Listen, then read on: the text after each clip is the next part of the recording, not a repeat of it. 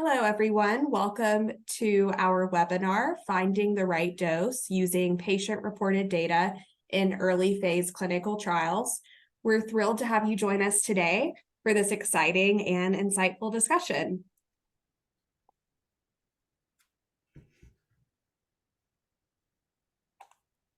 To enable the interpretation feature on Zoom, please follow the instructions shown on the slide. Please select the interpretation globe button, select your language, and note that off will keep the webinar in English, and then select mute original audio so you are only hearing the webinar in your language. And we will post our user guides for the languages offered in the chat. And we will also share a list of terms that you might find helpful during and after the webinar. We would like to thank our sponsors and partners for their support of the IASLC STARS program this year.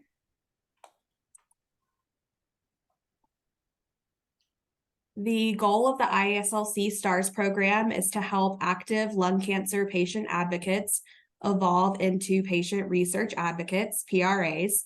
The objectives of the program are build a supportive network of lung cancer PRAs, educate about lung cancer science and research, model effective ways to communicate science and research, and to identify research advocacy opportunities.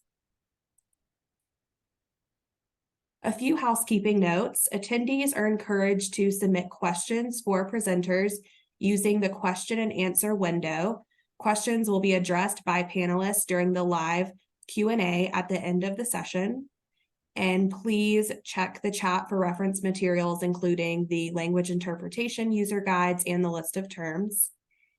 And chat is not enabled for attendees to chat with each other. Please utilize the Q&A box to submit questions.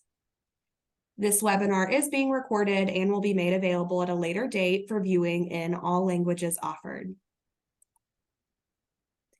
We have 4 presenters and a moderator who will be sharing their insights and expertise with us today. First, we have Dr. Belinda King-Calamanis, who is the Director of Patient-Focused Research at Longevity. And prior to that, Belinda worked at the FDA in the Oncology Center of Excellence. Next, we will be sharing a pre-recorded presentation by Ann Leisure. Ann was diagnosed with early-stage breast cancer at age 39 and with metastatic breast cancer 18 years thereafter. Ann is a patient advocate, author, research grant reviewer, project lead graduate, and Ann established the Patient-Centered Dosing Initiative, PCDI, of movement consisting of patient advocates and medical oncologists to encourage physician-patient discussions about the patient's unique attributes in order to jointly select the optimal dose for the patient. Our third speaker today will be Lee Jones. Lee is a long-term metastatic colon cancer survivor and active cancer patient and research advocates in the U.S. Lee's advocacy initiatives include serving on several boards, reviewing research proposals, speaking at conferences, co-authoring published papers, and serving as an advocate member on studies. We also have Janice Cowden, who will be participating in the Q&A. Janice is a patient advocate diagnosed with stage 4 triple-negative breast cancer in 2016. She has been an active member of the PCDI, the Patient-Centered Dosing Initiative, since 2021. We also have Janet Freeman-Daly, who will be moderating the Q&A. And Janet is a retired aerospace systems engineer, freelance writer, metastatic lung cancer patient, cancer research advocate, and a member of the IASLC STARS administrative team. These experts bring a diverse range of perspectives to our discussion today, and together they will provide us with a comprehensive understanding of optimal dosing. So let's dive right in and hear from our panel of experts.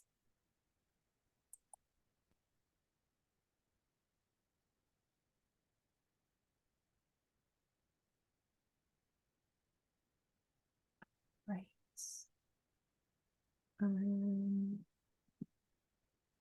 Okay, so I just Let me just try sharing again. Sorry, it's not sharing quite right.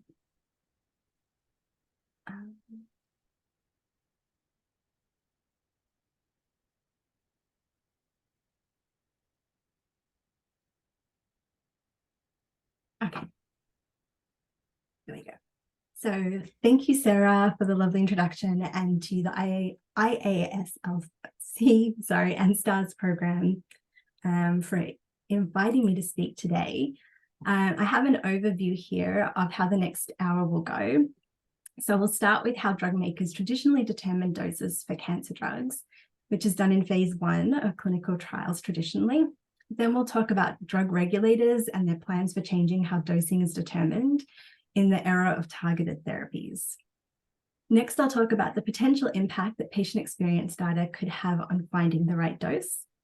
And finally, I'll talk a little bit about the role you can play in these discussions. After I'm done with this presentation, I'll pass over to Anne, who's the founder of the Patient-Centered Dosing Initiative, to talk about their disrupting project that she initiated. Then Lee Jones will speak from his perspective as a cancer research advocate on some of the critical work he's done participating in conversations around dosing. And then we'll open up to a question and answer session with Lee and Janice and Janet moderating. So I have this list of important terms up here, and they're going to be shared in the chat with you. And the link will be available always, because these should serve as a nice reference for some of the terminology. But there are a few that I really want to focus in on for the conversation today that are going to come up time and time again. And that's dose-limiting toxicity.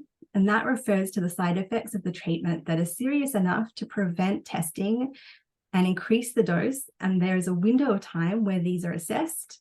And all of this is defined prior to the start of the trial in what is called the study protocol. Then there's a maximum tolerated dose, which is considered to be the highest dose of a medicine that will produce the desired effect without resulting in unacceptable side effects.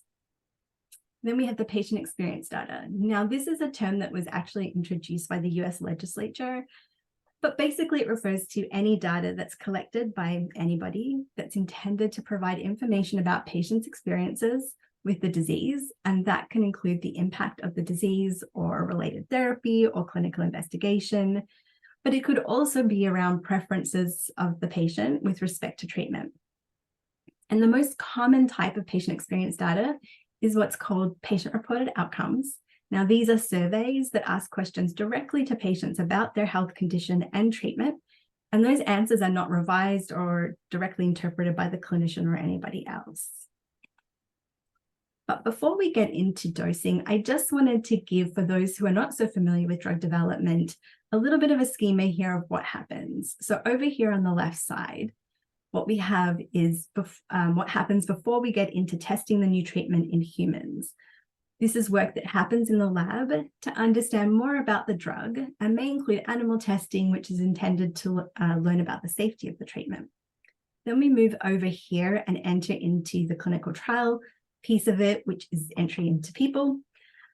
These trials increase with size up to the phase 3 trial, which is considered the registrational trial that is used to get the treatment onto market and into clinical care. And after that, sometimes there's a phase 4 where certain activities are undertaken to ensure that the drug is effective and safe and on scale. But today we're going to focus mostly on phase 1 and moving into phase 2 as we talk about dosing. The traditional dosing paradigm for cancer drugs is called 3+3. So let's walk through what that actually looks like. But first, all of these pieces of the study are predefined before the trial starts, and this is all laid out in that study protocol. So down here, we have 3 green dots that represent 3 people who have entered into a trial. And down here, we have time, and on this side, we have dose, which is increasing. So these 3 people at the bottom of the figure start on the lowest dose, and we can see that nobody experiences a dose-limiting toxicity. So again, one of those side effects that prevents you from moving on to a higher dose of that treatment. So we move up to the higher dose of the treatment, 3 more people are entered, nobody experiences one of these dose-limiting toxicities. Now, this isn't to say people haven't experienced any side effects. but that those side effects that have been experienced aren't so serious or severe that they meet the criteria laid out in the study protocol for a DLT or a dose-limiting toxicity. So then let's say we move up to the next dose, and let's say this is 50 milligrams. So now we have 50 milligrams and 3 people, and one of the people experience a dose-limiting toxicity. Now that's not enough to move back to this dose. So what happens is that 3 more people are entered in onto this 50 milligram dosage to see what happens. Now, nobody here experiences a dose-limiting toxicity. So we move up to the next dose with 3 more people again. And let's say it's 60 milligrams, but now we see that there's 2 people experiencing a dose-limiting toxicity. So this means we move back down here to that 50 milligram dose. And this now becomes the recommended dose for the next trial, which is that phase 2 study, or the RP2D, which is the recommended phase 2 dose. Now I have this laid out here for you as another picture because people think about things and learn in different ways. This is circular in that you go around in this pattern until you end up down here where you reach the maximum tolerated dose and you go back up to the previous dose level. So why are we thinking about changing the paradigm in dosing? Well, the current dose selection I have just described is based on the finding that finding of maximum tolerated dose. And while that more or less worked for traditional chemotherapies, today we see most trials are studying targeted therapies.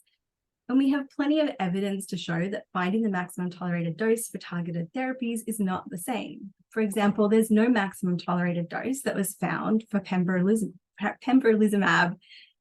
And so the concern is that when we start our phase 3 trials with a less than optimal dose, then we don't start with the best opportunity for success in that trial. Another important consideration is that with targeted therapies, these are given to people for longer periods of time than the traditional chemotherapies, which might have only been given for 4 to 6 cycles, depending on the disease and treatments. But now if we take, say, osimertinib for people with EGFR positive lung cancer, those with stage 4 would stay on that treatment until their disease gets worse. And so the US FDA is concerned that if we don't change how we find doses, there will be severe side effects that do lead to dose reductions. And this is outside when drugs have been approved. And there'll be intolerable side effects that lead to early discontinuation of the treatment, which is then potentially a missed opportunity for that drug to give somebody benefit. And one that I think is critically important and often not considered too much is the potential for persistent or irreversible side effects, which then limit the options for patients for their next treatment after disease progresses. So I wanted to provide a little bit of an overview on dosing over the decades, because this isn't a new problem by any stretch of the imagination. Back in the late 80s and early 90s, as the HIV drugs are coming to market, these folks are having some of the same conversations we're having now about dosing. And in this New England Journal of Medicine paper, the authors specifically investigated lower doses of ZDT and looked specifically at 300, 600, and 1500 milligrams. And ultimately, they found that the much lower 300 milligram dose had similar clinical effects with less safety problems. And the authors weren't even sure that was the lowest minimum effective dose, that it could have even been perhaps a little bit lower. Now, if we move to 2002, and somebody had a question about doses changing after approval, and indeed drug doses do change after approval. And this paper was a look back with FDA and other co-authors to see how many had changed. And this was still in the chemotherapy era. And indeed, there were some oncology drugs doses that had to be changed. So people have been investigating this for some time. In 2015, the Japan Pharmaceutical Manufacturers Association, which is the Japanese drug regulator, published a guide that includes considerations for dosing specific to the Japanese population within the context of global clinical trials. In 2019, the Patient-Centered Dosing Initiative was created, and I'm going to let Anne talk and tell you all about that. But additionally, that year, the Canadian Agency for Drugs and Technologies in Health published a guide specifically on immunotherapy on the dosing and timing. Now we're speeding up a little bit more, and we see in 2021, FDA introduced Project Optimus to reform dose optimization and dose selection. 2022, the European Medicines Agency establishes their Cancer Medicines Forum to optimize cancer treatments for clinical practice. And this year, the FDA published a draft guidance to industry on their thinking for dose optimization. So this is to serve as a guide for sponsors. Now I'm going to talk a little bit more specifically about the Oncology Center of Excellence's Project Optimus. And the aim of that really is to educate, innovate, and collaborate with diverse stakeholders, which includes patients, because they really want to find the right dosing paradigm that will maximize how effective the treatments are, ensure that they're safe and that they're tolerable and people want to stay on the therapy.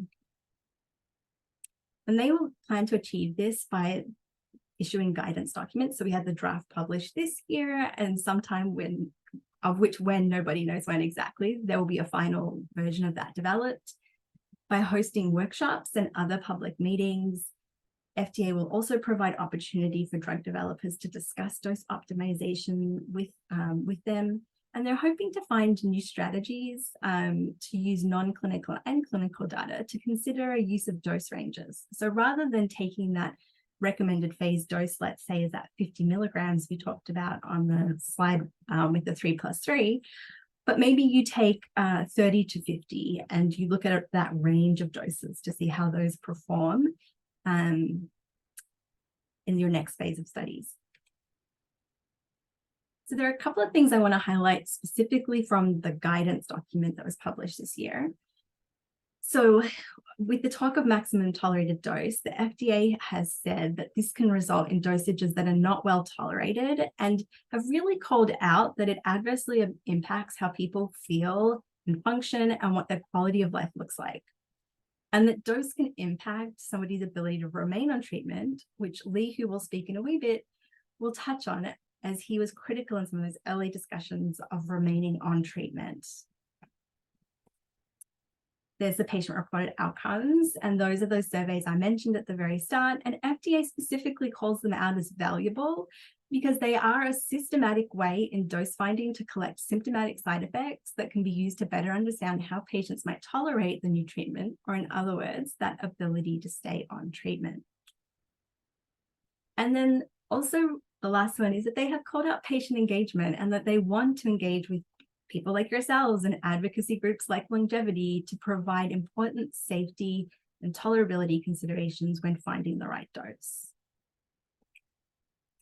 So moving into patient-reported outcomes, the FDA has identified some concepts that are of particular importance to them.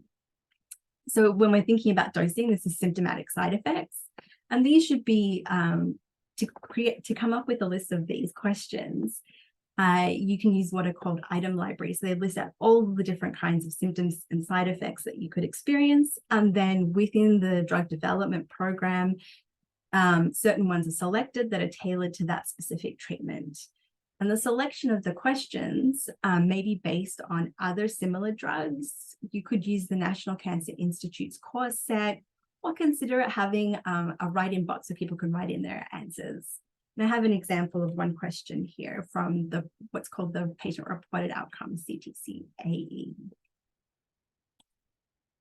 This physical functioning. So here, this is on all of these quite proximal to the effect of the drug. This isn't saying that there aren't other concepts that are interested, but the drug regulators are most interested in things that are very close to the effect of the drug. And so this is why physical functioning comes up, and there are a set of questionnaires that have been considered to be reliable by the FDA. And so I have an example of one of the questions here that asks, are you able to do your chores such as vacuuming or yard work with the ability to rate it as without any difficulty, all the way up to unable to do. And then in these early phase trials, it's not to say that other things won't be important, but those will be more tailored to the specific setting. So for example, disease symptoms might be quite relevant. And then decisions on what to include will depend on the disease and the natural history of that disease. Whether you're doing lung cancer, breast cancer, colorectal, there may be differences.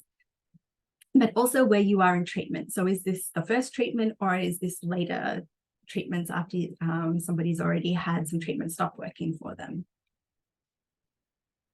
So what are the benefits in using early phase patient-reported outcome data?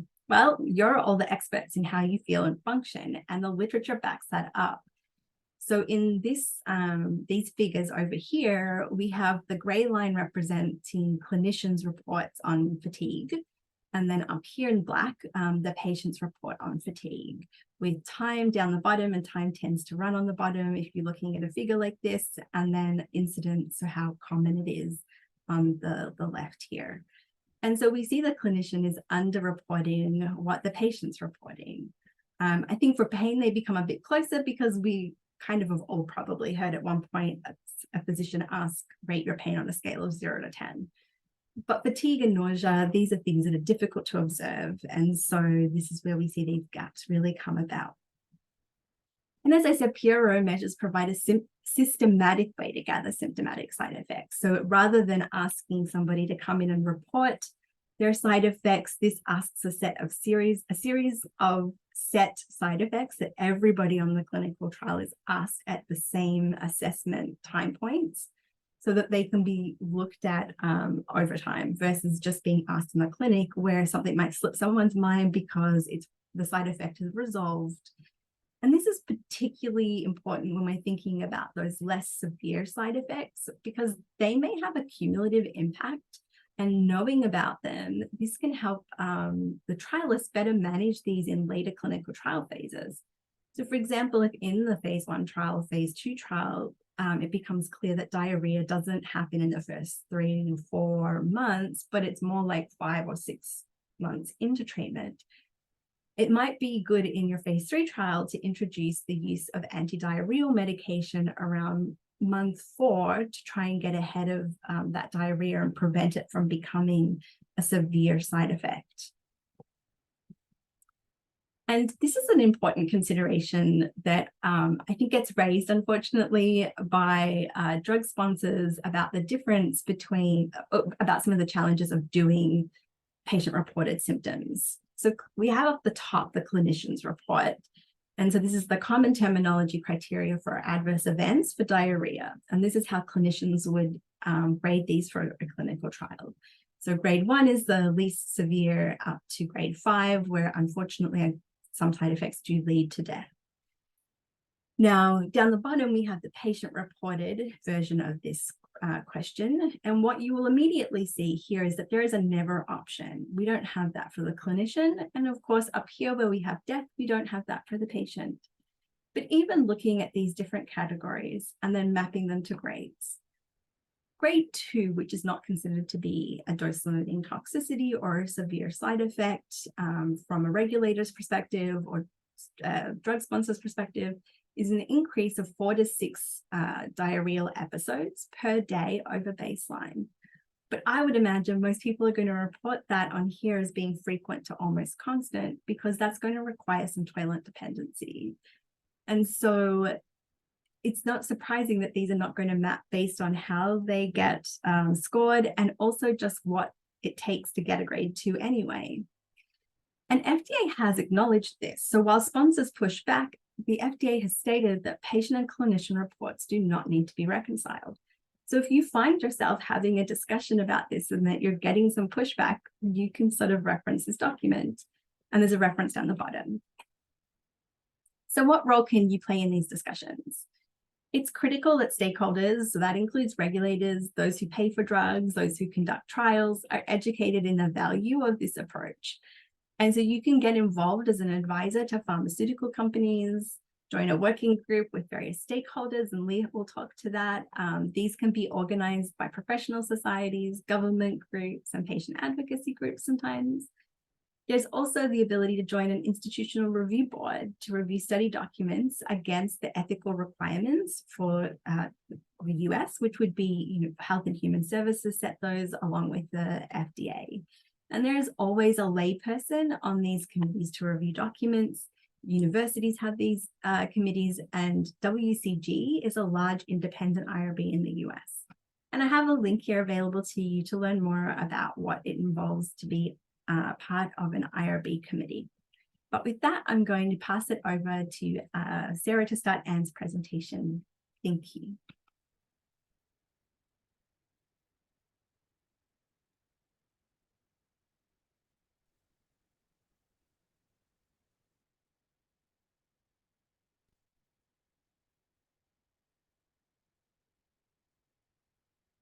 Hello and welcome. My name is Anne Lozier, and on behalf of the Patient-Centered Dosing Initiative, or PCDI, I'd like to thank the IASLC for inviting me to present this overview of our work, along with our key learnings to share. By way of background, the PCDI was launched by individuals with metastatic breast cancer, or MBC, 4 years ago. Our purpose was to mitigate the prevalence and severity of MBC patients' treatment-related side effects.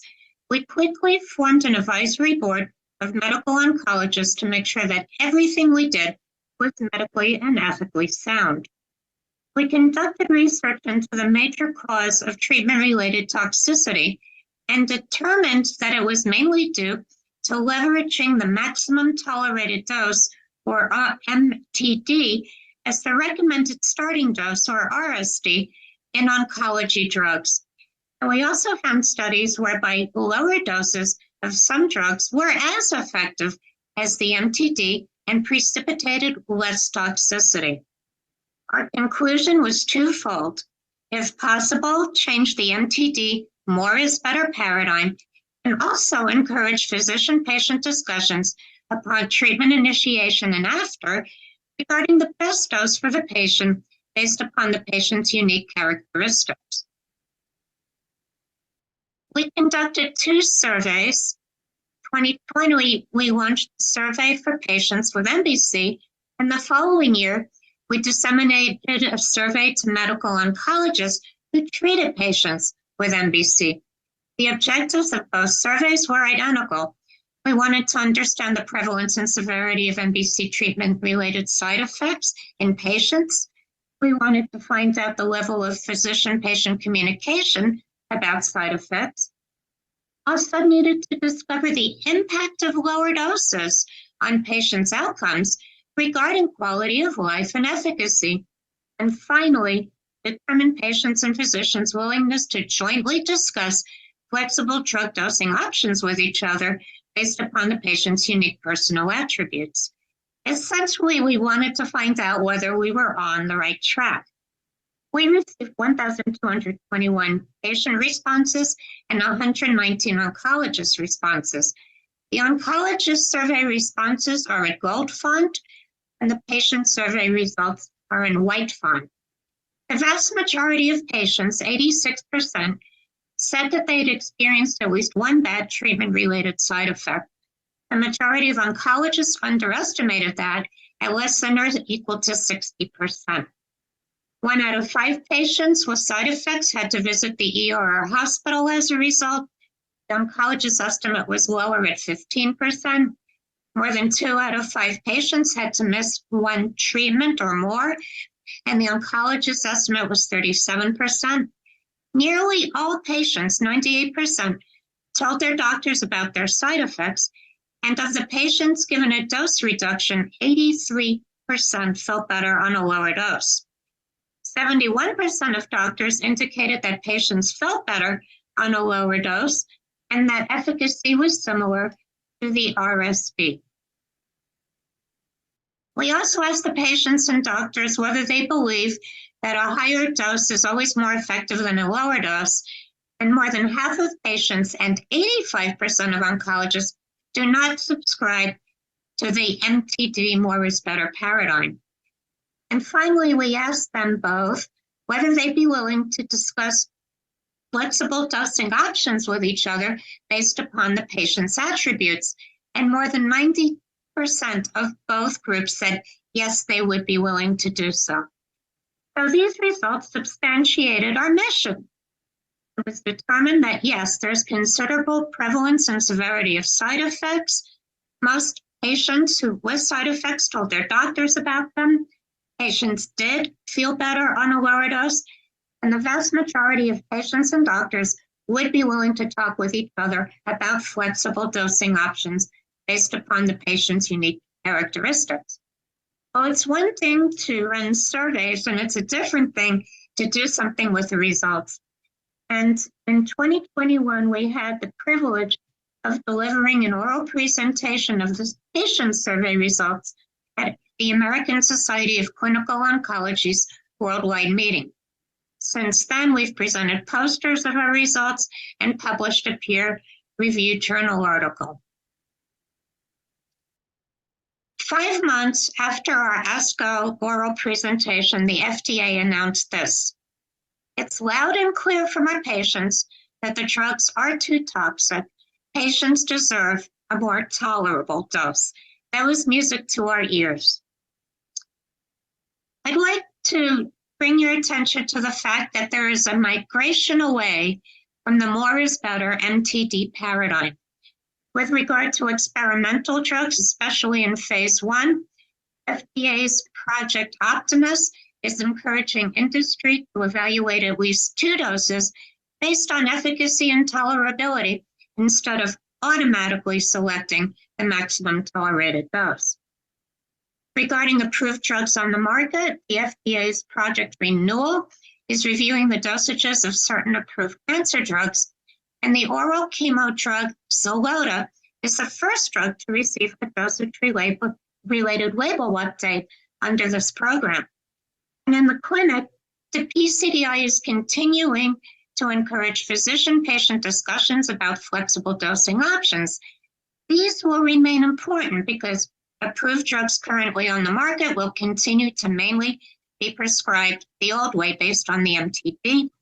It'll take time for drug development to actualize the new Project Optimus paradigm. Patients' responses in the real world can differ from those of participants in clinical trials. And lastly, but importantly, we are all unique individuals. Regarding key learnings about instigating change, which we've learned along the way, where you can engage patients and professionals, bring them into your team wherever possible. Conduct your research, identify the root cause or causes of the issue, and assess concepts for resolution. Make sure all team members recognize that the only bad idea is that which is not said. Collaboratively develop a mission and a plan with strategies for testing and actualizing them. Data really talks. Where you can, conduct studies, and I know there are confounding factors like AI, but where you can, run your studies. Evaluate results against your mission and present and publish wherever possible. If you need to, reassess and rework. The map to success is seemingly simple, but there's a lot of work involved. It involves motivation, ability, and perseverance. And finally, I want to share some key learnings regarding studies. The first is to avoid open-ended questions where the recipient has to fill in the blanks. That involves considerable data cleanup and quantification issues. After you develop your survey questions, pilot the survey for feedback from a diverse group of potential recipients. Plan how and where your study will be advertised, in what languages, and by whom. We develop flyers both in Spanish and in English. Engage an IRB or institutional review board before launching your study. It will give your study credence. Disseminate a response velocity chart throughout the study to discover whether you need to do additional advertising to attract more participants. Our velocity chart is in white, and at a lower point, we created this infographic on the right to encourage more participation. And finally, get the word out. Present and publish your results wherever you can, both informally and professionally. And last but not least, I would like to thank you for your attention.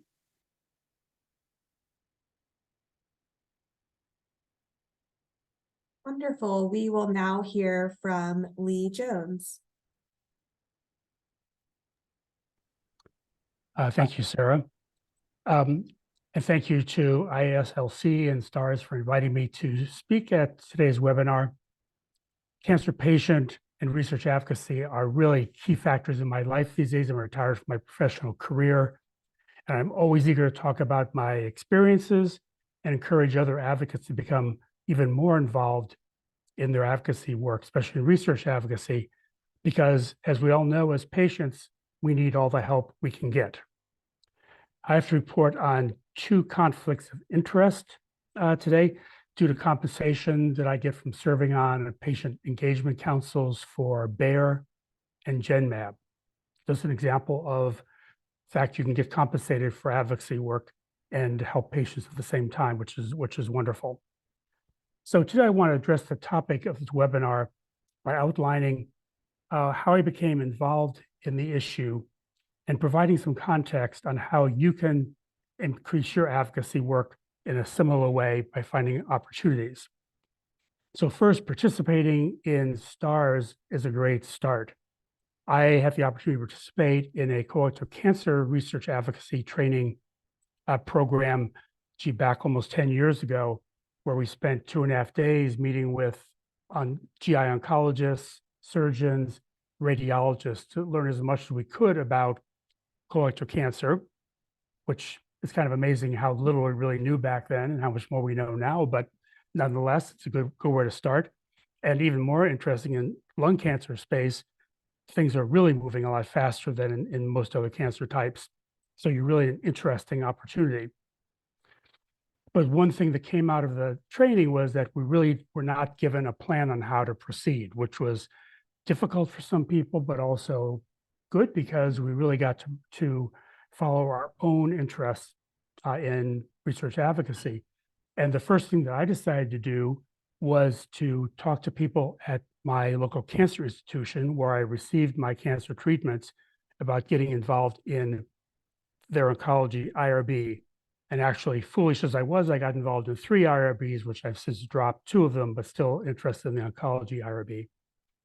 This has been mentioned by both other speakers, but I think the really great opportunity for being on an IRB is it gives you a chance to review a lot of clinical trial protocols and informed consent forms.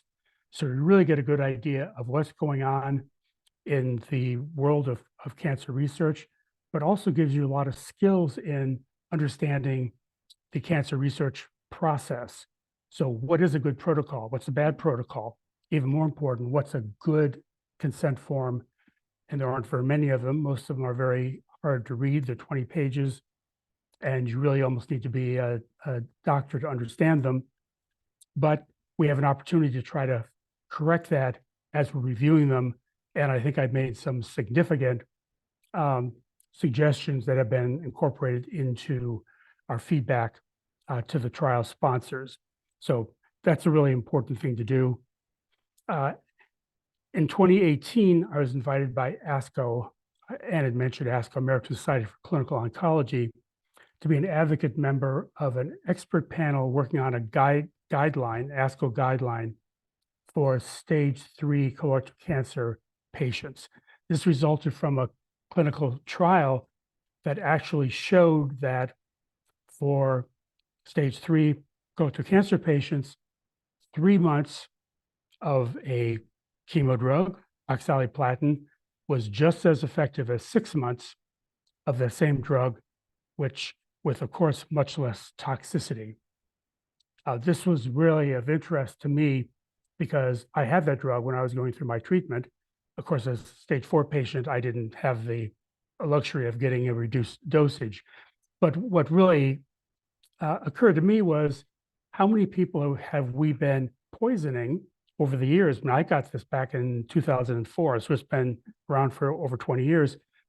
Have we been poisoning unnecessarily because they got additional 3 months and had to suffer what really I think is the most aggravating side effect, which is peripheral neuropathy, which interestingly is really not a clinical side effect. It's really more of a patient-reported outcome side effect because they never really asked me much about it when I was going through the process.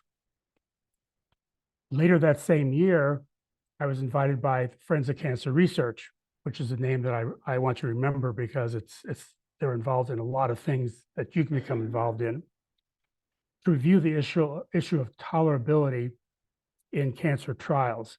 Now, the definition of tolerability was a very clinically oriented definition. Basically, if your doctor says you're tolerating it, you're tolerating it.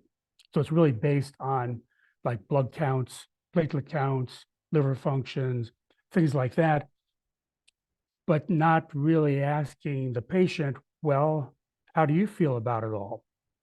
And so as the patient representative on this group, I brought up that concept. Well, why don't we include the patient perspective when defining tolerability? Because patients have rights, and we always have a right to say, no more.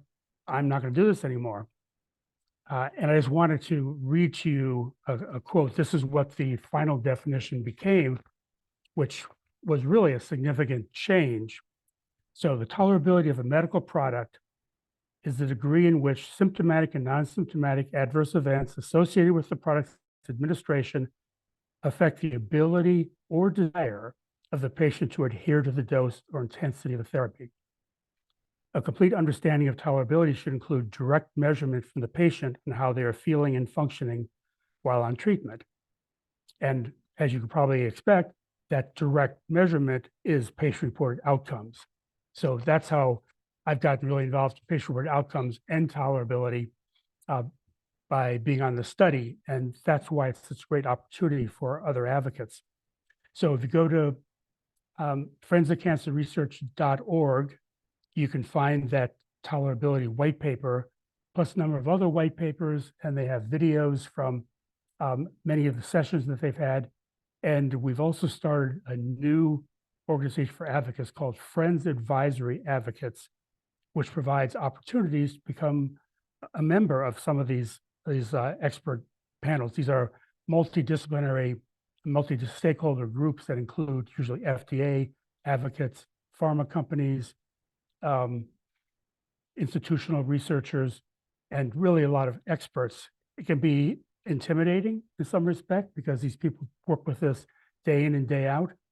But as you probably have heard many times, we're the experts in our diseases, and there are things that we know that they don't know. In fact, one of the people that I'm working with now on another one of these panels, in reference to that one on tolerability, said, wow, I really learned a lot from you about tolerability and how we had to recognize the patient perspective on that.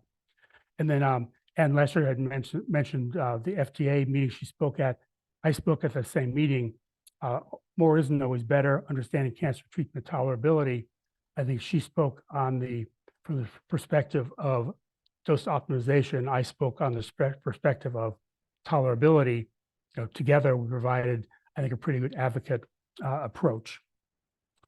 Then in 2022, Friends brought together another multi-stakeholder group called Pros to Inform Tolerability. So obviously, this was an outgrowth from that earlier study where we looked at tolerability, and then part of tolerability is patient experience, which is measured by pros. We're looking at having patient-reported outcomes in early phase trials, phase 1 and phase 2 trials, which was something that had never been, has not been done before. We're lucky to get them in phase 3 trials, if we get them at all. The determination was that, yeah, it seemed feasible. It might be a good thing to do, but there are a lot of other issues, which then leads me up to the final work group I'm involved in, which is started in April of 2023. And actually, Belinda is on the same work group with me. And it's closely examining early phase trial designs to find the optimum dose for patients. Remember, it's been mentioned, I think Belinda had mentioned, that current clinical trials are based on the chemotherapy era, where the more of the drug you gave to the patient, the more cancer cells it would kill, but also the greater the side effects would be. Now, that one oxaliplatin study showed that, even in the chemotherapy world, more is not always better.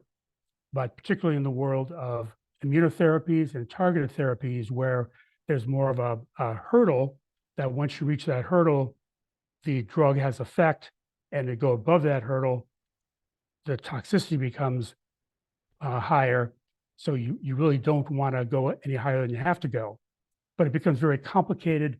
There become terms like pharmacokinetics and pharmacodynamics that the researchers use to measure how effective the drug is for the patient. So it becomes more difficult than just giving as much as you can give them and hope that it does a good job, which was the chemotherapy world. So my goal in all this is to try to find what Ann and I both referred to as the minimum effective dose. I think we're still kind of a long ways from doing that, but we are making progress, which is a good thing. Actually, I've been thinking it might be a good idea to start the whole clinical trial process from scratch, because it was designed for a different era of drugs than we have now. And rather than trying to shoehorn in bits and pieces as we can to make it more applicable to this new generation of drugs, maybe we should just start from scratch and have the clinical trial process for chemo, one for immunotherapies, one for targeted therapies, and have it very appropriate for the type of drug that we're being used. So I'm going to stop there. I think we're going to have 15 minutes left for questions and answers. So thank you very much for your attention. Thank you for your presentation, Lee. We'll move into the question and answers section. And we had one that came in, whether or not that Belinda wants to answer. Are we going to make these links that Lee has been discussing available? Yes, and Sarah is doing that. I meant to type answer to put the link in, and then I was locked out of it. Oh, So Sarah, I believe, is putting some links in. So yes, we will do that. thank you very Sorry. much. Okay. And Janice, you want to briefly tell your experience related to this topic?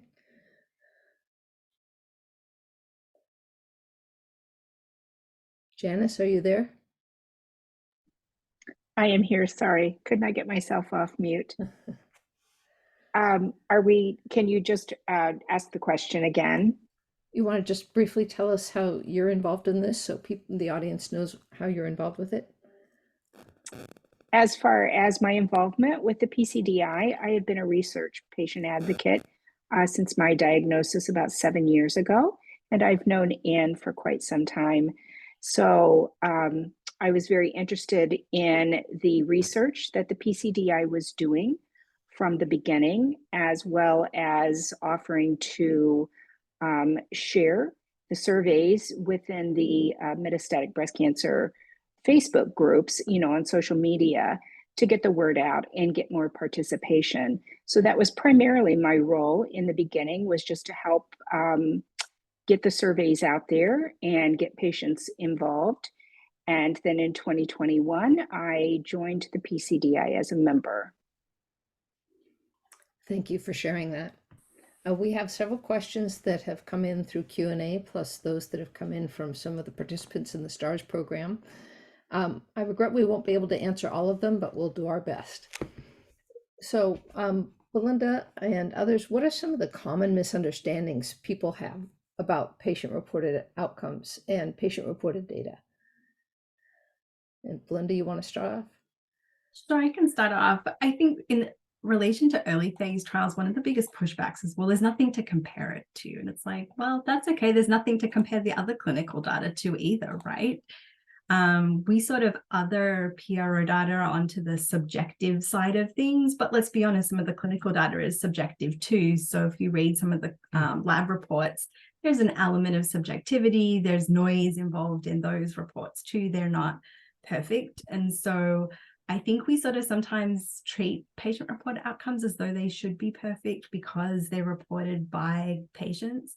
But I don't agree with that. I think that if you are collecting data with just with one arm, so that one treatment group, then you're collecting all the data and it's all weighed in the same sort of way with the same considerations. And so that's one of the biggest things that I hear when we're thinking about early stage use of PROs in early stages, but I'll open it up to the patient advocates who might have some thoughts on this too. Yeah, one of the things that I think is important for is if patients have some idea what to expect in terms of side effects, I think they're a whole lot easier to tolerate. It's the unexpected things. Like I had no idea I was going to get peripheral neuropathy, and all of a sudden my hands would burn when I reached into the refrigerator. I mean, if I had known that would happen, it still would burn, but at least I wouldn't be shocked and have to call the after hours oncologist on duty and say, what's going on? My hands are on fire. So I think in a lot of ways, if you know what to expect, you can perhaps ameliorate it in beforehand, like if it's diarrhea or vomiting, those kinds of things. But if there's some way you can reduce the effect, but just knowing about it also, I think, is helpful. I think one of the confounding factors too is delayed side effects. So say you start a treatment and then 3 months later you start seeing a side effect, and you may have already switched treatments by then. So it's really hard to trace back. Was it the first treatment that you took, or is it your current treatment? And patients really oftentimes do not know that there could be a considerable delay of onset of side effects. With immunotherapy, that's even more so. You can get side effects, a year or years afterwards, and primary care doctors aren't always aware even what you got or what the side effects could be. So they don't know then this is a side effect from the drug, send it back to the oncologist, for treatment. Don't try to, do something on your own.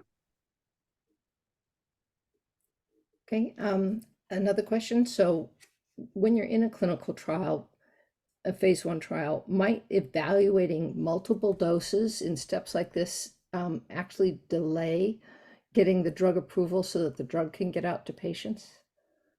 That's a good question. I don't think we have enough information on that. And the FDA with this dose optimization strategy is pushing a little bit for dose range, what they're calling dose ranging studies. So in vet, where typically phase 2 in the past had been, we set the dose based on maximum tolerated dose and we go with that. But now they're pushing for in phase 2 that you randomize people to those different doses to get even a little bit of like efficacy information on it and additional safety data. And I think that there is room for it. I don't know that it's going to delay anything. I don't think it will, but it's still up for debate. But then if you end up at your phase 3 with the wrong or not optimal dose, then you're delaying or potentially preventing a treatment from coming to market entirely. So I would say that if it was a small delay, that would be offset by the potential of going to the wrong dose in phase 3 and then not getting that treatment out because it didn't come up as being effective, but would have been had we had the dose right. I think if you look at Belinda's timeline for development that she showed, the phase 1 piece is so small for that whole multi-year timeline that even if it doubled or tripled it, it wouldn't really have significant effect on the total time to approval.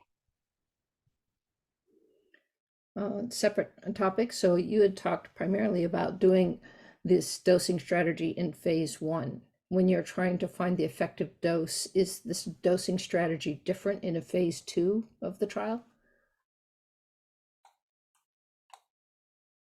You're muted. Yeah, sorry. Yeah, so I think this depends. There are some variations on this.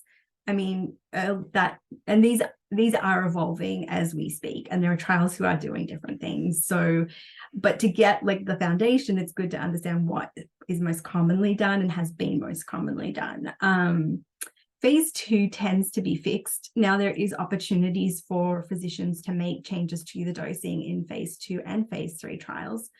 And that is specified again in that study protocol. They'll have like a table that outlines the ways that you might dose reduce the investigational therapy. And in the phase 3, they'll have it sort of based on what's commonly done in clinical practice in that study protocol.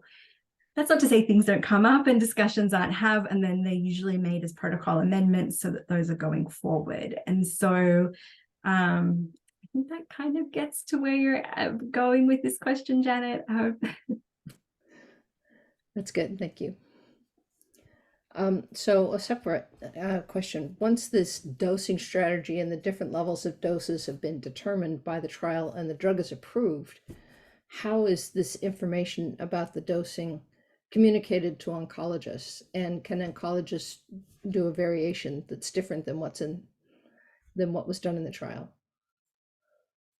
So we had a little discussion about this, and it is a bit complicated, but basically, and I forget who made the point, but it was a good one, that FDA does say they don't regulate the practice of medicine. They're there to look at safe and effective, right? So that's their sort of remit. So when something goes into clinical care, of course, things happen. Now, sometimes there's a post-marketing, that phase 4. So that's a commitment that the drug company has made to the FDA to look at certain things. And this might be something to do with dosing. So they might have to look at some shifting in dosing. I know someone has something about pulse treatment. I don't know that that comes up so much, but maybe they might change the assessment of treatments to give people a bit more of a break.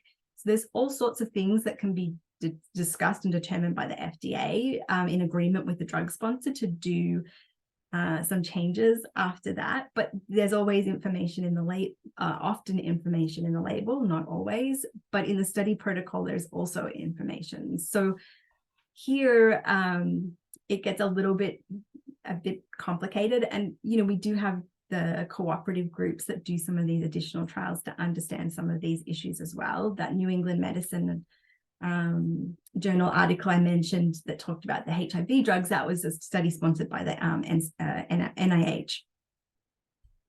So, Anne, I believe you mentioned there was one drug that they actually changed the dosing after it had been approved. Yes, that was capecitabine, which is an oral chemotherapy drug.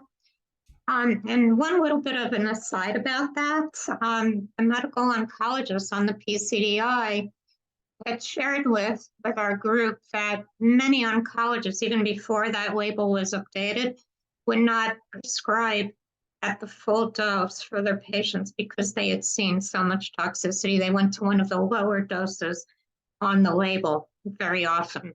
So we were very pleased that the Oncology Center of Excellence Project Renewal actually did affect a label change. We've only got a few minutes left. I'd like to give each of you like a quick minute to have any closing thoughts. Janice, you haven't had much chance to talk. Would you like to say something? Thank you, Janet. I just think that workshops like this are incredibly important because we're not only educating other patients and patient advocates, but we're also, educating clinicians and really reinforcing the importance of personalized medicine and the the optimal dosing for patients, because with metastatic breast cancer, treatment is a marathon. It is not a sprint. And like Anne mentioned, these latent side effects or cumulative side effects can really have an enormous negative impact on quality of life for patients. So I think if we can get it right earlier, maybe we can get patients to stay on drugs longer and, and in turn have better quality of life and more longevity of life. And that's certainly true for lung cancer patients on targeted therapies as well. Anne? Yes, I think one thing that we need to keep in mind is each of us is a unique individual. We vary in terms of race, BMI, and so many other factors, including our own personal goals and wishes. So even with all of these wonderful initiatives from the FDA and others, we believe that it's very important for patients and doctors to take into account the physical attributes of the patient, including their BMI, stature, etc., and also what their goals are, and jointly determine the best dose for the patient. Another reason for this, and everyone is very familiar with this, is in clinical trials, patients are subject to rigid inclusion and exclusion criteria, but in the real world, they're not. So responses to these drugs really can vary in the real world from those observed in clinical trials. All the more reason to have these patient-physician discussions. Thank you. Lee? I would just say, remember that we're the experts in our own diseases, and if we can marry that together with knowledge of the clinical development process, we can really become much more effective in helping the researchers provide drugs, develop drugs that will improve our outcomes and outcomes of all the other people who are dealing with our diseases. Thank you. And Belinda? know that I can add that much. The rest of the panel have said a lot of really wonderful things, but I agree as a researcher myself that, you know, working with Lee and I just met Janice, but I hope that I have the opportunity more to work with her. But I have worked with Anne and Lee for a number of years now, and Janet as well.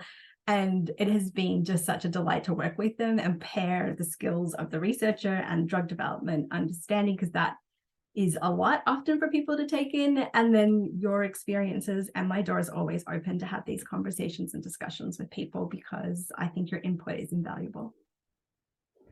Thank you to all of the participants for explaining how the dosing works, but also the patient perspective and how the patient advocates and research advocates can get involved in efforts like this.